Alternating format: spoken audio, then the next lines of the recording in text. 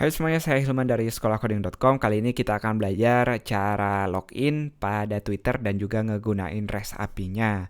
Kita akan lihat contoh-contoh sederhana, dan sebelum itu yang akan kita pakai adalah library untuk PHP yang dibuat oleh, saya harus mention namanya di sini, Abraham Williams.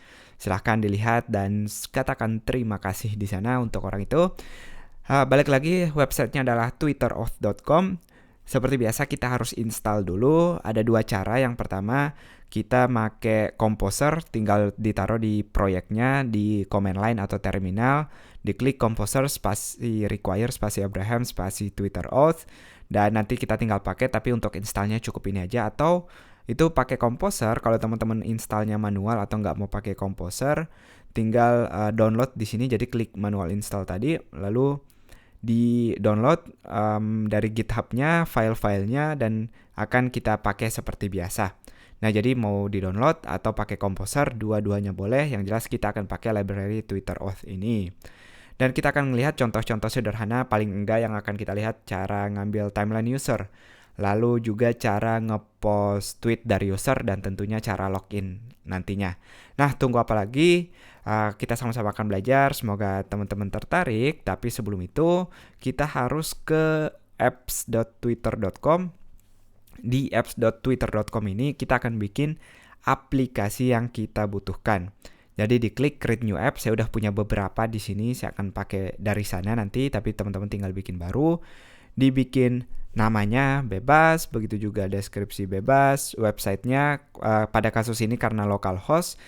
Saya udah ngetes nggak bisa kalau saya naruh port. Jadi yang saya lakukan di sini adalah naruh 127.0.0.1, atau saya akan perlihatkan yang udah saya buat tutorial login ini. Nah, di sini yang akan menjadi di settings. Nah, websitenya saya naruhnya http://127.0.0.1. Entah kenapa saya nggak bisa localhost lalu portnya 88. Begitu juga dengan URL-nya. Ini URL di mana teman-teman nanti setelah login usernya mau diarahin kemana. Nah, kita tetap di localhost, lalu file yang mau saya arahkan ke folder ini, lalu file home.php. Jadi disesuaikan ke mana teman-teman mau redirect-nya, jangan sampai copy paste dari sini.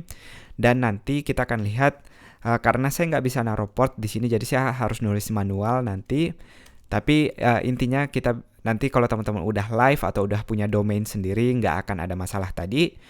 Silahkan diisi kredensialnya, dan juga teman-teman akan lihat ada keys dan access token di sini. Nanti saya akan hapus, jadi nggak apa-apa saya liatin di sini. Kita akan dapat beberapa kredensial yang jangan diliatin ke orang lain. Saya ngeliatin ini untuk tutorial biar kita belajar, tapi nanti akan saya hapus semuanya.